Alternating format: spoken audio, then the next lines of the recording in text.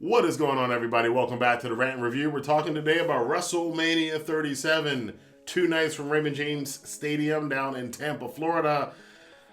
Long time coming for the WWE's main roster to be performing in front of a live crowd again. They've been scooped up in Thunderdome for a very long time, but yeah, NXT's had some shows with a couple people at it. AEW, obviously, Dynamite has had up to 1,000 people for some of their shows at Daly's Place, but this is the first time, 25,000 people the first night. Sure, the numbers will be very similar on the second night. In the United States, in the Western culture, it is the first time a wrestling show, or in the case of WWE, a show that has wrestling on it, to have this number of people in attendance, and anything over like 5,000. So this is pretty cool. It's a pretty historic moment. Of course, it happened at WrestleMania, Vince giving out the first proclamation. And then we were off to a thunderstorm. So the first, 15, 20 minutes of the show gets rain delayed because they're in Florida, obviously, in April. So what do you want? It was fun. They seen a lot of the guys and girls having to actually do not kayfabe, but improv. I don't know why I say kayfabe. Improv interviews instead of the usual scripted stuff.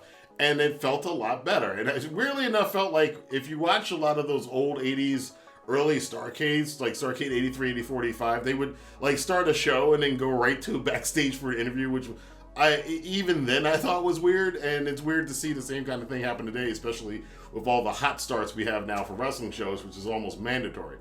So the show got off to a slow start, but then we got into some of the particulars. One crazy thing about it too, when you think about the crowd thing, is that again, for those of you who don't usually watch my channel, I'm a big New Japan Wrestling fan. That's probably my primary, my favorite wrestling company. It has been for a number of years now. And the Japanese have had crowds in attendance since I think May or June of last year, whenever the New Japan Cup was last year.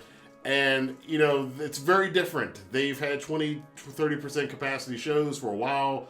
The fans go there. They have to wear their mask, and they can't vocalize. They're not supposed to vocalize. They do every once in a while because, with wrestling shows, something crazy happens, and all the fans have to gasp or whatever, or they really get excited about things. So that happens, but for the most part, they keep it to applause and thundersticks and stomping their feet and stuff like that. And it's very different that they've had wrestling with crowds for 9 months now or so. And over in the West over here, we haven't been able to have any really major crowds until recently, this being the first really big one. And over here, if you watch WrestleMania, a lot of people weren't wearing masks. A lot of people had chin masks. Not a lot of social distancing going on. Forget the not vocalizing thing. You even had some guy who faked a tweet that he was going to WrestleMania even though he knew he had COVID. He got diagnosed that day.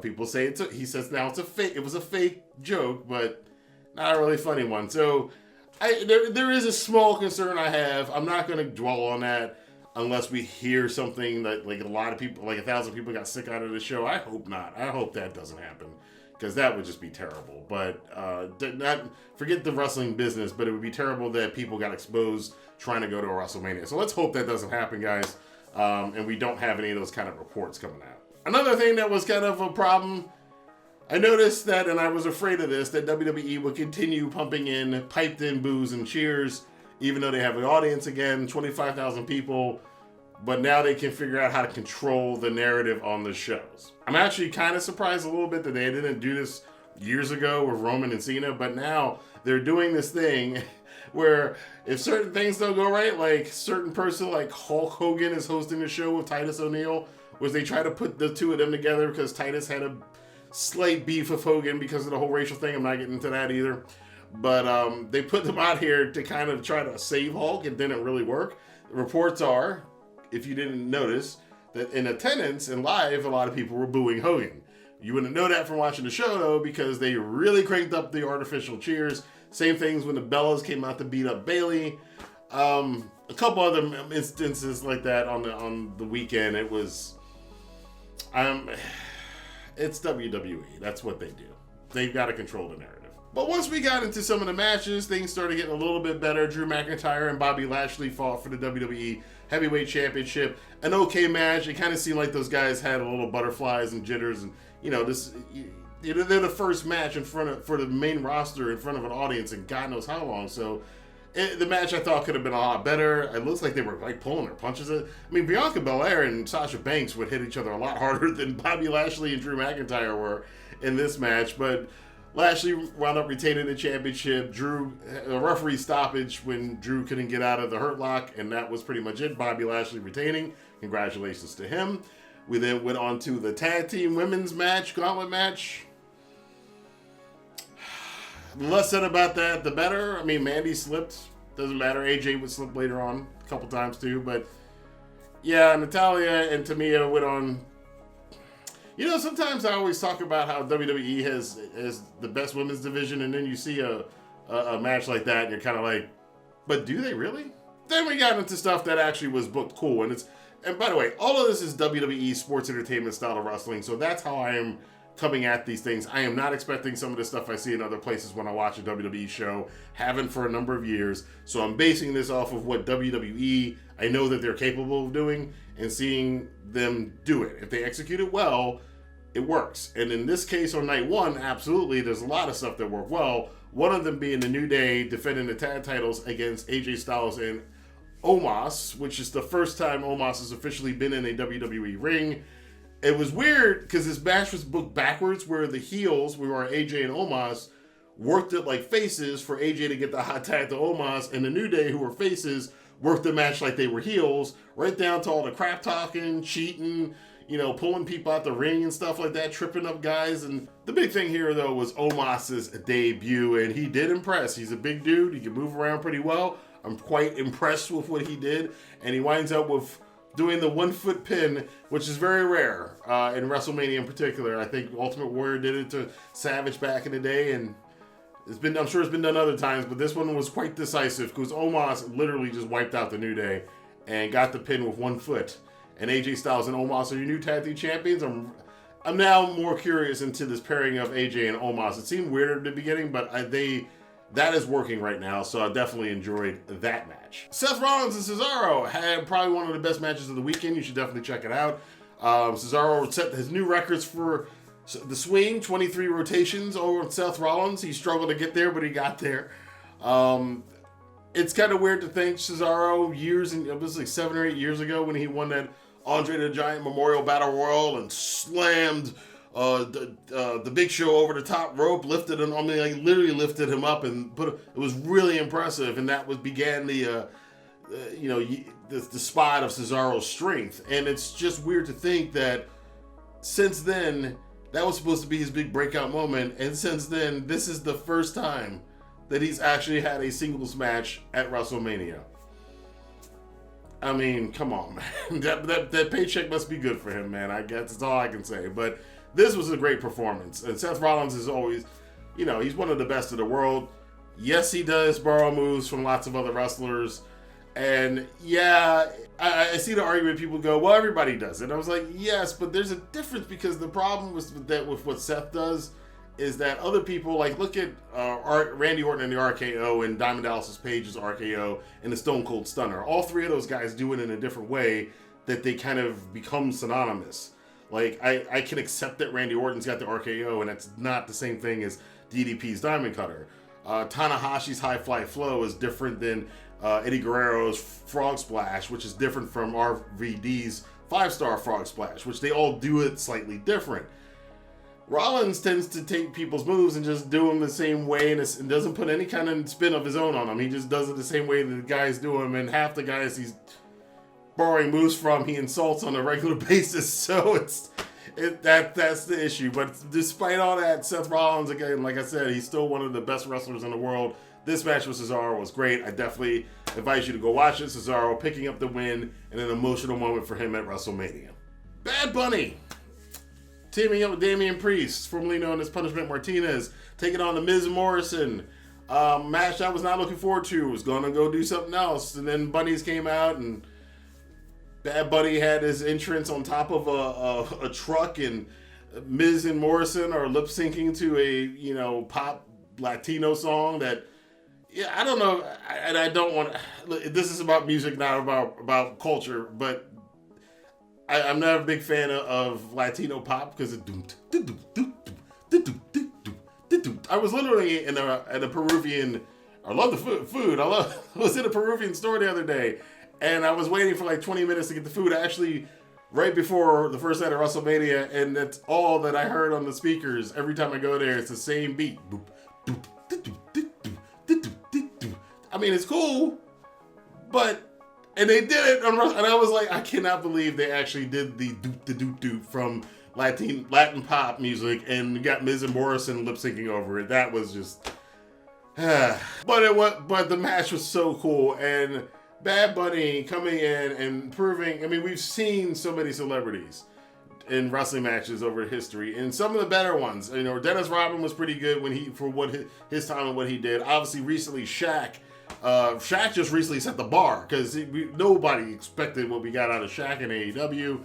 Lawrence Taylor had a great match at WrestleMania 15, despite what revisionist history will tell you.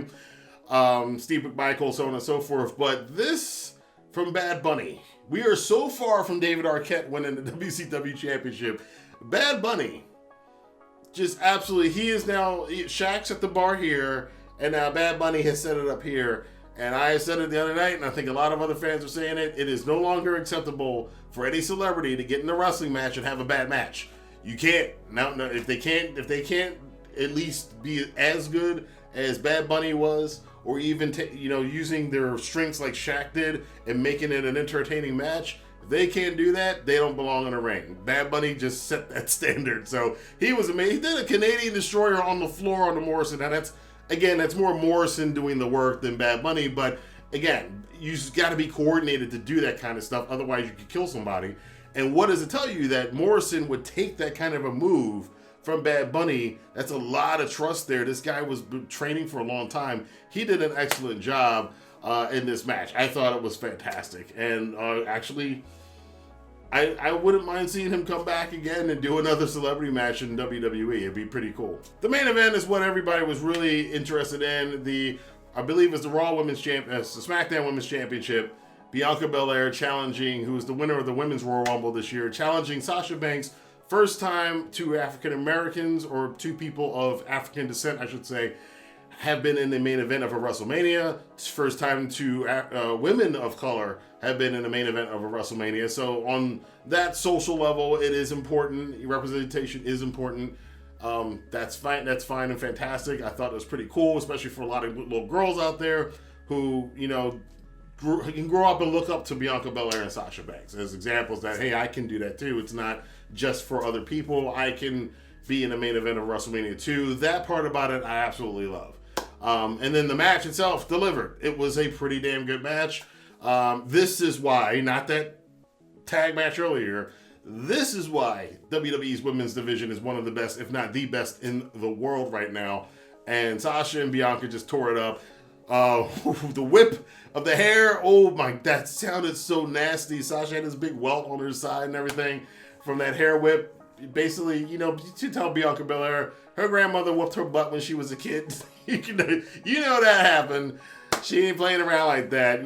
That's what we do. So the finish was pretty cool. A little bit, I would have liked a little bit more in the match, but I understand it's WWE. Again, it's WWE style. This is what they do. For what WWE style is, it was pretty good. I definitely enjoyed it. And just the fact that Bianca Belair is such a great character and such a great person, apparently, from what I've read and from what I've seen of her, and has this great backstory. Seeing her win the championship in that moment, celebration, knowing what that means to people. I mean, again, I was in the Baltimore Arena back in 1991 when Ron Simmons won the WCW World Heavyweight Championship. So I know that emotion. I had it back then. This is a similar situation here. And it's just kudos to Bianca Belair, to Sasha Banks, to the people at WWE for making this something that, a lot of us didn't think about it. And, women in wrestling don't have a big shine on them, haven't until like a few years ago. And it's been the tradition, unfortunately, in the business, especially women of color, because there haven't been too many. So for the two of them to achieve what they achieved here is pretty monumental. It's something we don't really think about, that there aren't a lot of women, especially of African heritage, in the wrestling business. So this is pretty cool. Congratulations to both. It was a great way to end night one. Then there was night two. I don't know what the hell happened. So Bray Wyatt and Randy Orton are on night 2. This was actually one of the matches I was definitely looking forward to because I do, I write urban fantasy and supernatural fiction and stuff, and I've been into that kind of stuff. I love horror films. So the Fiend, Bray Wyatt, I love the gimmick. I know a lot. I don't watch WWE on a weekly basis. I've heard a lot of people say that the gimmick's kind of lost steam. The Alexa Bliss stuff I thought was a clever switch on things. I love the whole presentation. Again, it's WWE. 50% of watching a WWE show is for the special effects and the spectacle. So as far as that was concerned, this was fantastic. Orton coming out wearing a white outfit, which was pretty interesting. There's this big box, this big Jack in the Box, and Alexa Bliss is cranking. I'm like, this is pretty cool. And then Bray Wyatt, the Fiend, Bray Wyatt comes out the top. I don't know if a lot of people caught this Easter egg, though. He did do a call out to Luke Harper. He did, yo. He put his arms out and did Luke Harper's call that he used to do, both as Brody Lee and as Luke Harper. So that was pretty cool. A lot of people missed that, but I have seen some people caught on to it online. I had to rewind it and watch it again to say, I was like, he did. That is a shout out to Brody Lee. So that was pretty cool. The match wasn't much of anything. Just a lot of facial acting and hitting a move and then rolling around and breathing heavy and then hit a move and then roll around, and Randy hit the DDT like 3 times.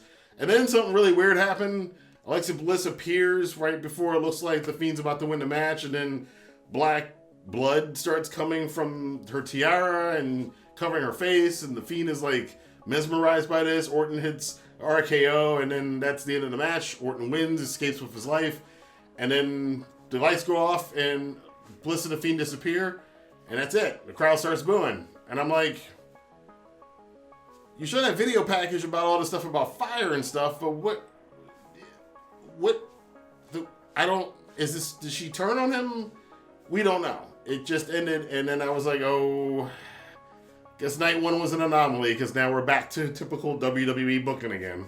This problem would continue throughout the night. However, the women's tag team match was, Shayna and Nia retained the championships, but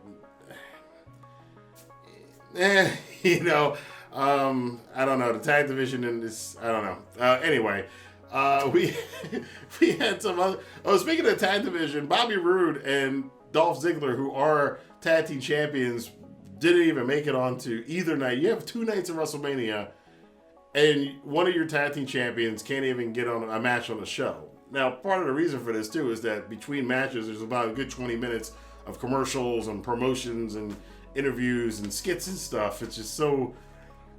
For me, it breaks the momentum a little bit too much. But anyway, there was a lot of really weird stuff on night 2. Asuka defended the Raw Women's Championship against Rhea Ripley.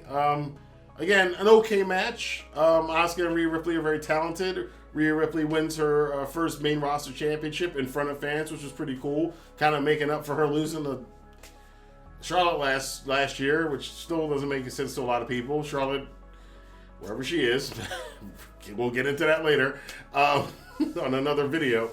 But, Asuka's a little younger than I am, so she may be getting near the end of her career. I'm not so sure. She seems to be more content being a comedy act more than she is the fierce warrior that we saw in NXT many, many years ago. So she's gotten into this kind of goofy thing, and she's having a ball doing it. So I don't know. I don't know if we're ever going to see Asuka winning the championship again. I haven't been impressed with any of her championship runs over the past couple of years.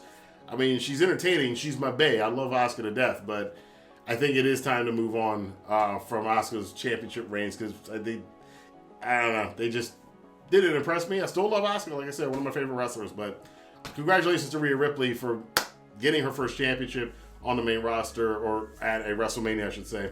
And hopefully this will lead to much better stuff in the future. Sami Zayn and Kevin Owens made Jim Cornette's worst fear come true by being in a feature match at a WrestleMania, along with Logan Paul. Logan Paul, who, of course, wrestling fans all hate him. I mean, I found out, however, I didn't know. I have not started paying attention to Logan Paul until like about a couple weeks ago, because another YouTuber I followed was on his show. So I was like, oh, that's that Logan Paul guy. I never really ever watched the guy. I did not know and some of you will laugh at this, but I did not know that that is the same guy that did the whole thing about filming a corpse in the suicide forest in Japan. And then now I'm like, oh, that's why everybody's booing this guy. I didn't know who it was, so I didn't put two and two together. Now that somebody, I think it was Valina on YouTube, another YouTuber, explained it to me, and I was like, oh, yeah, not a fan of his anymore. Battleground match that they had several years ago was far better than this. I mean, this was okay. Again, a lot of storyline stuff. There was a lot of, and this is just something WWE does a lot, what I call the mid-match monologue, the Triple M.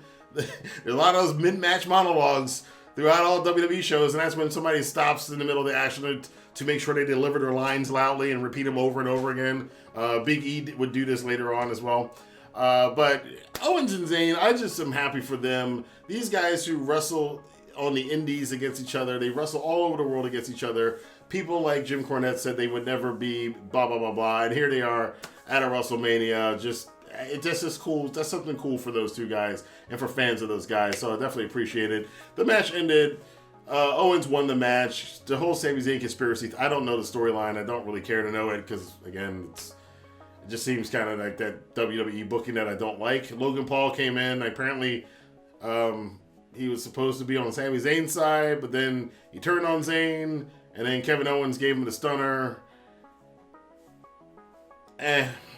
Apollo Crews, the newest Black Panther, is challenging Big E for, you know what? The mid-card championships, I think the Intercontinental Championship, I don't like the new belt design, but we don't like any belt designs anymore. But I thought this match was going to be crappy. It actually turned out to be pretty decent. The kendo stick spots were sick. I mean, one time Crews is just hammering away on him. We get the debut of an Alkalite. I haven't looked up the guy's name off the top of my head because I'm recording this right afterwards. But I think this is the same guy that was in Raw Underground or whatever. But he comes in this new persona as he's one of Apollo Crews' lieutenants or whatever. He beats the snot out of Big E. Apollo Crews, because it's a no DQ match, doesn't matter. He becomes the new Intercontinental Champion. I'm happy for Crews. I think this might work for him in WWE. They had a hard time finding something that will work for him, and as much as people may not like the accent and stuff and may think that's a little racially insensitive in some precincts, I think this is working so far for Crews. He's the Intercontinental Champion, had a pretty decent match at the WrestleMania, so big up for him. Too bad for the New Day, though. New Day came out of WrestleMania 0-2 and lost all their titles, so it was a real rough night, night two. And then it culminated, though, in the main event, which made up for it a little bit. Roman Reigns defending the Universal Championship in a triple threat match against Daniel Bryan and Edge, two guys who come back from neck injuries, and they definitely played on it in this match. This really didn't feel like a WrestleMania build-up match. I think that Roman, I probably would have preferred it being Roman and Edge, but this match, it was okay. It wasn't okay. It was a really good match. I think one reason I just said it was okay is because, again, I just watched it. The ending kind of was like, Not to mention I'm a little kind of irritated by the ending because Daniel Bryan and Edge, we thought at one time several years ago that neither one of those guys would wrestle again because of head and neck issues, like serious head and neck issues. Like, you guys, if you keep wrestling, you're going to be paralyzed. Head and neck issues. And they have these guys taking neck shots and Daniel Bryan doing diving headbutts and getting hit with concertos. And even though I know they're slamming the chair, there's still the vibration. And the potential for slipping up to do some Sami Callihan slip up with that kind of thing. Very, very dangerous. I wasn't a fan of some of that stuff. There was some very cool spots in the match, though, when they both had submissions, Edge and Bryan, on Roman Reigns at the same time, and then they were headbutting each other, trying to get the other one off so they could get the submission. I thought that would have been a cool way, although I think it would have pissed off a lot of people if they had ended. Thought they might do it. They might end the match with the referee calling the bell, and then this big controversy about who will win it at. And was it Bryan or was it Edge? Did Edge get it because he hit it on first, or did Bryan come on it? Would he get the the tap out victory because he added the extra pressure that made Roman tap out. We'll never know. Fortunately, they didn't do that. They didn't do that. But the ending was absolutely decisive as Roman, with a lot of help from Jey Uso, winds up giving a concerto to both Edge and Daniel Bryan. Again, two guys who were nearly paralyzed by neck issues. Then stacked them up like cardwood, as Jim Ross, plywood, I would say, as Jim Ross would say. But he stacked up Edge and Daniel Bryan on top of each other. Both of their shoulders were on the mat.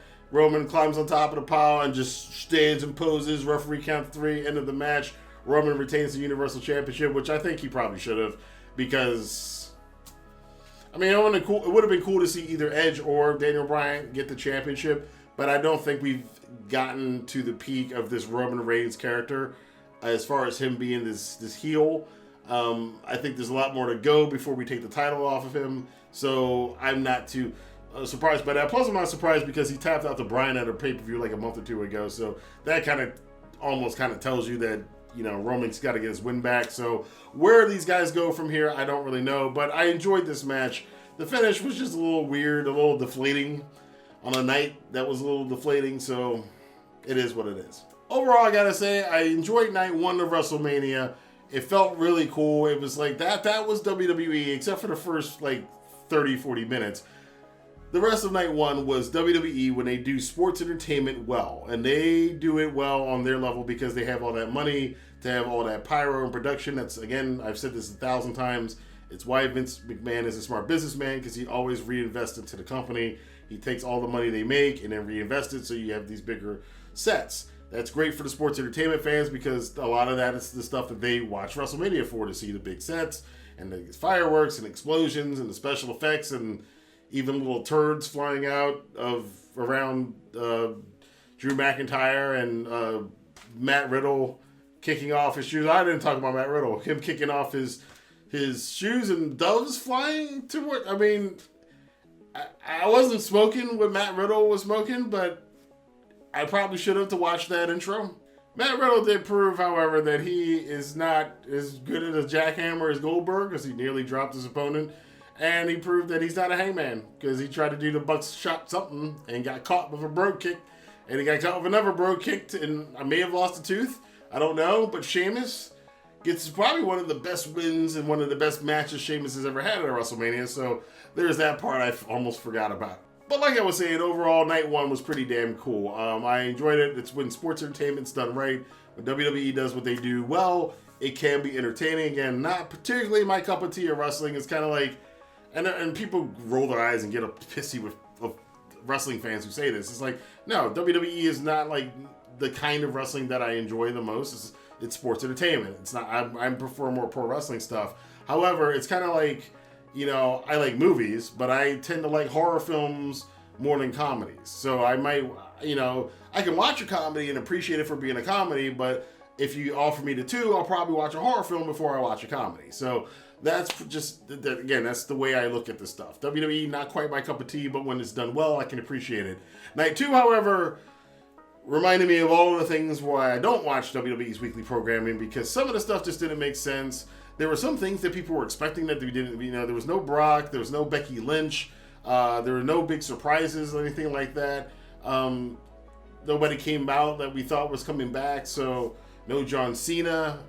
Bayley even made fun of that. So as far as that level, there really wasn't much of it. NXT obviously had better matches on their shows, but there were some good matches on this show.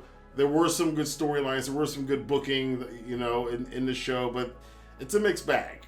Basically, night 1 wins, night 2 not so much. But that is just my opinion. I want to know what your opinion is. Let your voice be heard in the comment box below. Until then, I will see you guys for more news, rumors, and reviews here on the Rantin Review. Of course, if you're new to the channel, check down in the description box below. I got some free goodies, including a 30-day free trial for Amazon, 2 free stocks from Webull if you sign up today and deposit $100. And, of course, you can get your crypto right with BlockFi. Might want to hop on that stuff pretty soon, because cryptocurrency, Bitcoin, Ethereum, going to the moon. Get on it now. Don't wait in 5 years and go, I should have done it back then when Wrestling Rantin told me. Do it now. So anyway, I'll see you guys for more news, rumors, and reviews here on the Rantin Review. Have a good day.